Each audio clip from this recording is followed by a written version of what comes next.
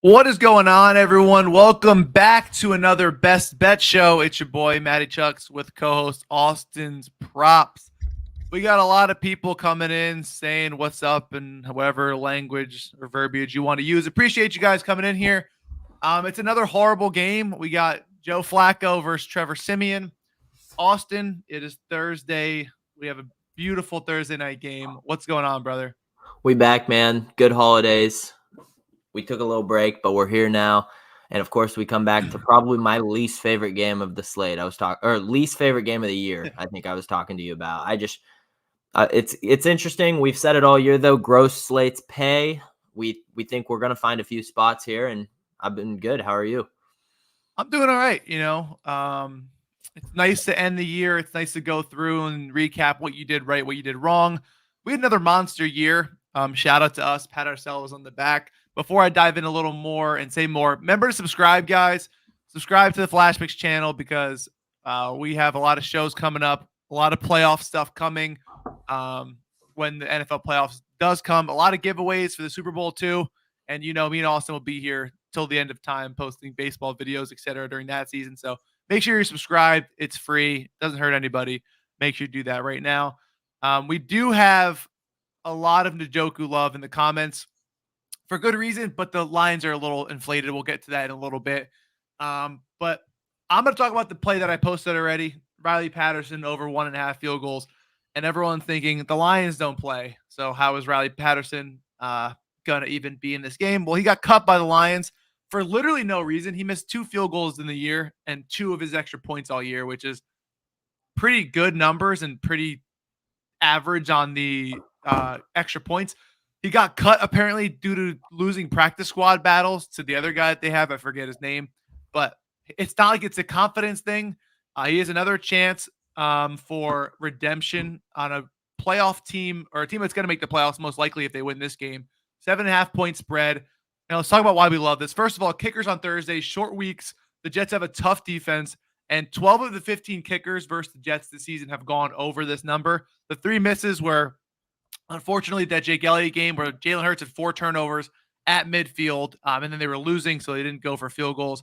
Matt Amendola on the Texans when Fairbarn was also hurt, so it was their backup kicker, and they were losing by 15 to 20 all game. And then Joey Sly last week, we saw what happened when Sam Howell literally shit the bed the entire game. They were down 20.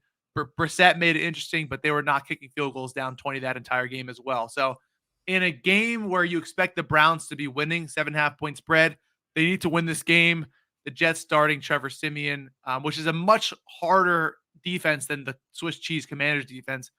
I think they kick field goals all game long. And if you look at what they've been doing all season, Dustin Hopkins was their kicker earlier. And I wrote it down right here. He went over his field goals in 8 of 9 wins besides the game he got injured on, and 12-2 on the season to 2+ attempts. So this Browns team does kick a lot of field goals. They move the ball, and Joe Flacco is showing that he still has some life left. So I love the over 1.5 field goals. You could add on to that. We're talking about something else if you want. But Austin, what are your thoughts on Riley Yeah, Patterson? I absolutely love it. I'm going to be playing it as well. I think this game is super interesting because, I get it, all the Flacco love, but it's going to come back down. He's not going to stay like this forever. He's going to have a shitty game. I think his underpass yards, there's a reason it's at 233 yards. I kind of like his underpass yards today. I'm not sure if I'll play it, but we've seen this time and time again. You see those build up 300 yards, and then a huge plummet. And I think that works really well with the field goals here. You could see the ball struggling to be moved a little bit. I think this game stays closer too. I don't think it's a 7.5 spread. I think this one's within 7 personally. So I love the field goal attempts here. Like you said, 12 of 15 kickers. It's hard not to like the hit rate, especially in NFL. Like that's something that means a ton, So Yeah. I think it's a good spot. And I'm not super high on this Flacco stuff. I think it's cool. Like it's a cool story. You know what I mean? But it's going to come down. The Jets have a great defensive, who knows? You know what I mean? But on the other side, Trevor Siemian, I have zero confidence in him, So it's he could move the ball at all, not move the ball, So Yeah. No, I mean, I agree. I mean, this Browns team wins games because they're the number 1 ranked DVOA defense in the league. right. They don't need Exactly. Joe Flacco to put up 28 points. In fact, their team total is 21.5. And I don't think they're scoring 3 touchdowns because this Jets team just doesn't allow a lot of touchdowns at all. this guy right here. Field goal attempts are not on FanDuel for some stupid reason. You could play his kicking points, but they have to probably score a touchdown. He's got to get 1 extra point and 2 field goals. But moving on from the kickers, we talked about Njoku, and at first glance, it looks like a piece of cake, no brainer. You're going to bet the over.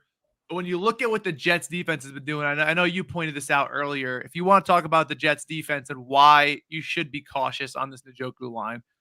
Yeah, I mean, everyone's looking at Njoku, and rightfully so. Him and Flacco clearly have a connection, and Flacco clearly likes targeting the tight ends. But tight ends have been really good, or tight ends have been really bad against the Jets this year. Only one guy has went over, or two guys, Kelsey and Kyle Pitts, went over the 51.5 receiving yard line.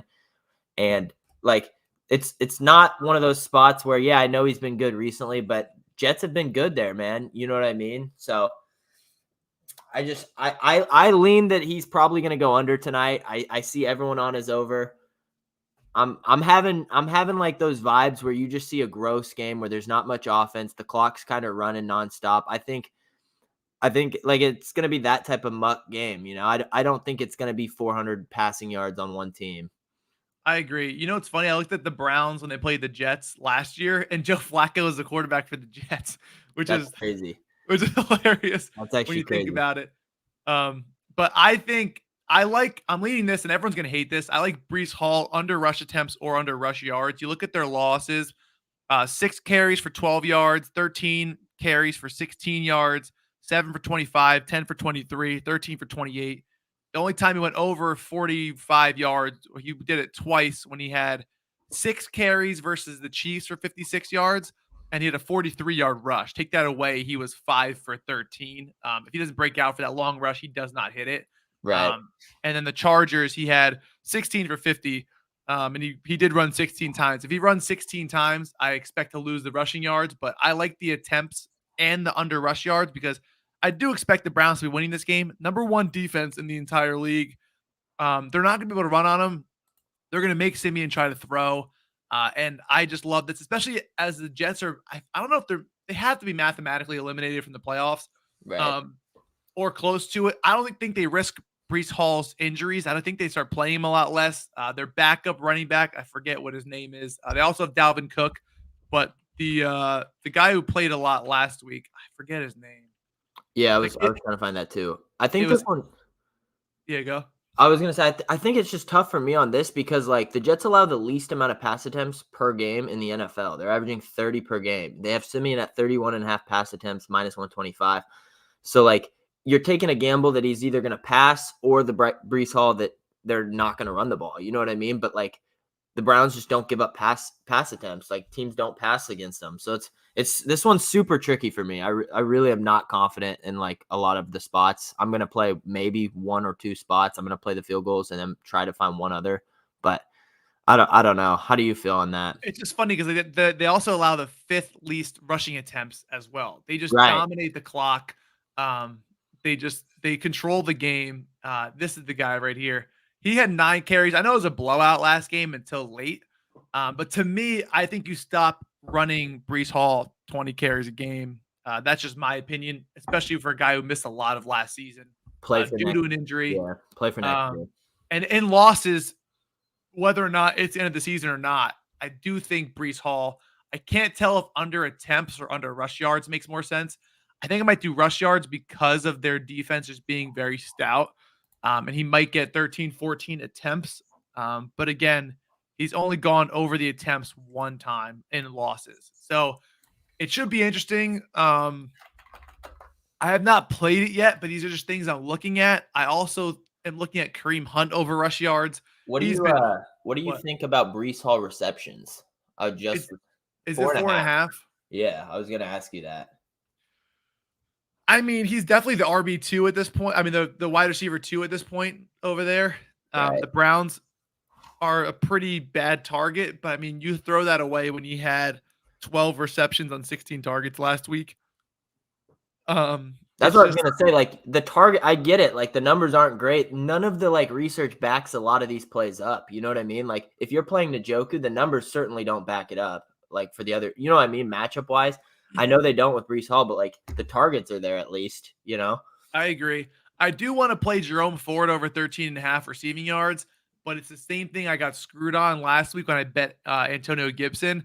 And that was because I forget what he even was, but Sam Howell was horrible, like literally horrible. Right. He was like 5 for 20. He got subbed out. They were down by so much. But Jerome Ford has a receptions line of 2.5 at -160 and a receiving yards line of 13.5. You can't give me 14 yards on 3 catches. We got a problem. I know their defense is good, but you're telling me he had 3 catches, 33 yards, 5 for 31, 4 for 11 versus the Bears.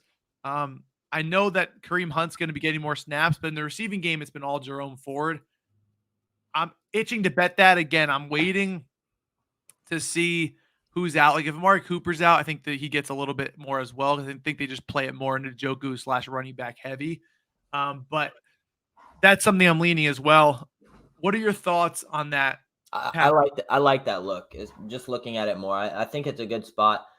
Like the targets have been there, 5, 6, 3, 7, 5. Like he's involved, which is something you gotta like. He should just be very active. This is just such an ugly game. You could also play the Elijah Moore redemption game, I guess, if you want to say that. This is going to be one of those games where normally you see like the same 4 or 5 players that are pretty popular across the board by a lot of like guys like you and I, and I think this is going to be one of those games where you might see 12 different people being played. You know what I mean? Like it's going to be a lot of variety today. So it'll be interesting. I think so too. I mean, you have one team that clearly needs to win this game in the Browns. Ford loves catching a screen and losing 5 yards. Well, I'm not playing his over receptions at 2.5 at super juice. This guy said either team defense or special teams anytime touchdown. Could be interesting, dude.